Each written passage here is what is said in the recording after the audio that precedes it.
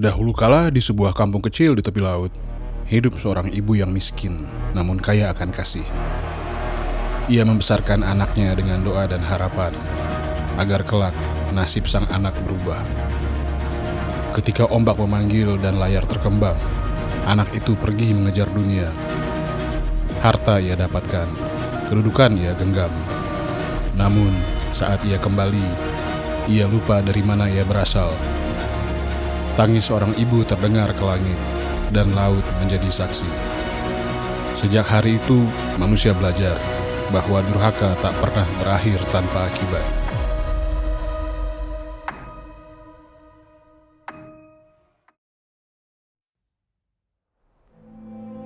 Di sebuah kampung kecil di pesisir Sumatera Barat, di mana laut membentang luas dan angin asin selalu menyentuh kulit, hiduplah seorang janda miskin bernama Mande Rubayah. Mande Rubayah tinggal bersama anak laki-lakinya yang bernama Malin Kundang.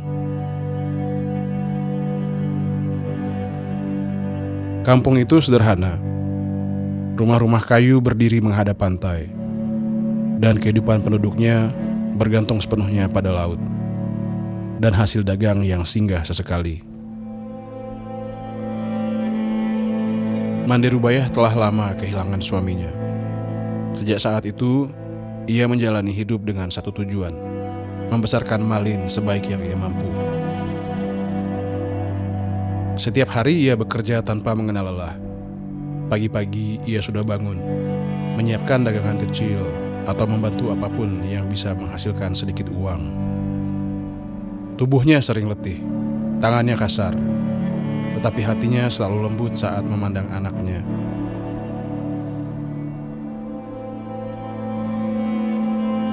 Malin tumbuh sebagai anak yang sehat dan kuat.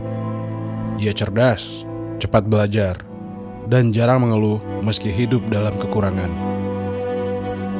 Namun di balik sikap diamnya, Malin menyimpan kegelisahan. Ia tidak ingin hidup miskin selamanya. Ia tidak ingin melihat ibunya terus menua dalam kesusahan. Setiap sore, Malin berdiri di tepi pantai. Ia menatap laut lepas, mengikuti kapal-kapal dagang yang perlahan menghilang di balik cakrawala. Di sanalah mimpinya tumbuh. Ia membayangkan dunia yang lebih luas, kehidupan yang lebih baik, dan masa depan yang tidak terikat pada kemiskinan kampung kecil itu. Suatu hari, sebuah kapal dagang besar berlabuh di dekat kampung. Para penduduk berkumpul, dan suasana menjadi ramai. Nahkoda kapal itu memperhatikan Malin, tenaganya, ketekunannya, dan sorot matanya yang penuh ambisi. Ia pun menawarkan Malin kesempatan untuk ikut berlayar dan bekerja di kapalnya. Kesempatan itu membuat Malin bimbang. Ia ingin pergi, tetapi ia juga takut meninggalkan ibunya sendirian.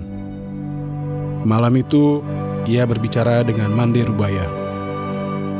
Mendengar keinginan anaknya, hati sang ibu terasa berat. Ia tahu risiko laut sangat besar. Namun, ia juga tahu menahan Malin berarti mematikan mimpinya. Dengan mata berkaca-kaca, Mande Rubayah mengizinkan Malin pergi. Ia hanya berpesan agar Malin selalu ingat dari mana ia berasal dan tidak melupakan ibunya. Malin berjanji akan kembali suatu hari nanti sebagai orang yang berhasil. Kapal itu pun berlayar, membawa Malin menjauh dari kampung halamannya. Perjalanan hidup Malin tidak mudah. Ia memulai dari bawah, bekerja keras di atas kapal, menghadapi badai, kelaparan, dan kelelahan.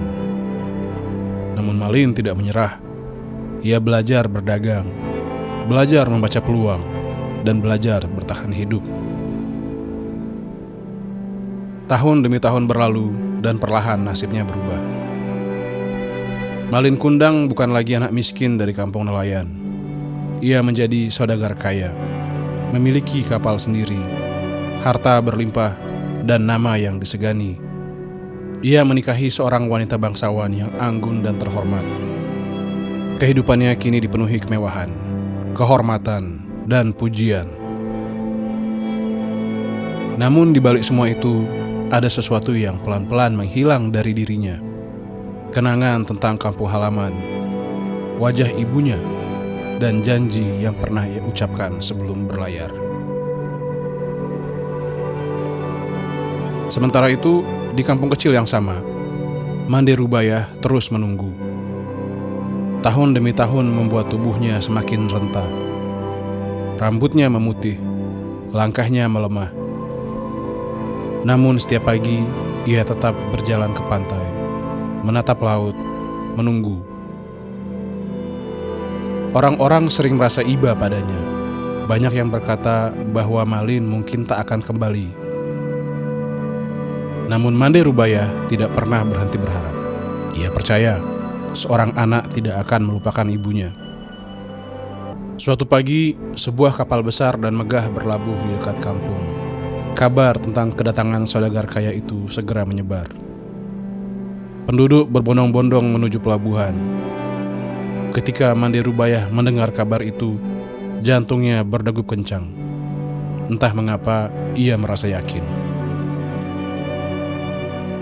Dengan langkah tertatih, ia berjalan menuju keramaian. Di antara orang-orang, ia melihat seorang pria berpakaian mewah. Berdiri dengan penuh percaya diri. Seketika, hatinya bergetar.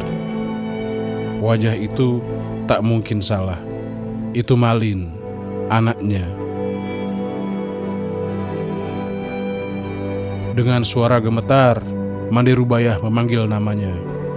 Namun, Malin menoleh dengan wajah dingin. Tatapannya berubah saat melihat perempuan tua berpakaian lusuh di hadapannya. Di sekelilingnya ada istri dan orang-orang yang menghormatinya.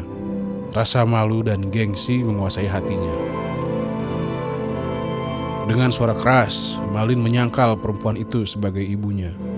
Ia mengatakan bahwa ibunya telah lama meninggal dan mengusir Mande Rubayah dari hadapannya. Kata-kata itu menusuk lebih dalam dari apapun yang pernah dirasakan sang ibu. Mande Rubayah terjatuh. Ia menangis, mencoba mengingatkan Malin tentang masa lalu, tentang bagaimana ia membesarkannya dengan penuh cinta. Namun Malin berpaling. Ia memilih pergi, meninggalkan ibunya dalam kehinaan dan luka yang tak terucap. Dengan hati yang hancur, Mande Rubayah berlutut di tepi pantai. Ia tidak berteriak. Ia tidak mengutuk dengan amarah.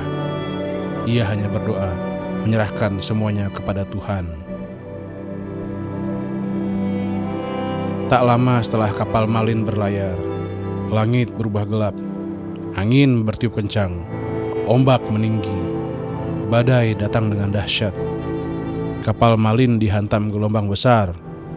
Dalam ketakutan, Malin menyadari kesalahannya. Ia menyesal, memohon ampun, dan memanggil ibunya. Namun, penyesalan itu datang terlambat.